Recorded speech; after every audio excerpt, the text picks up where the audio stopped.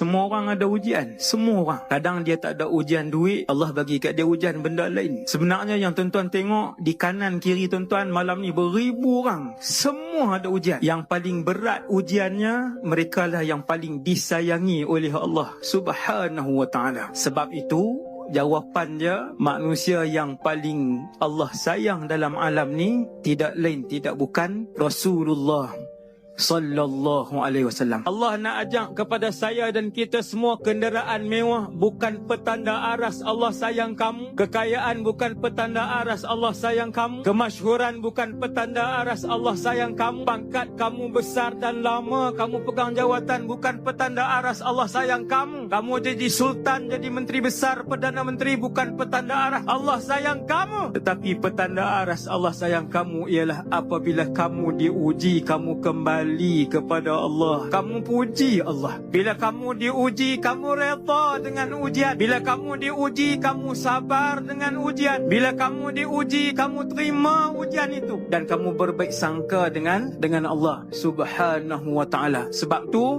baca sirah banyak-banyak.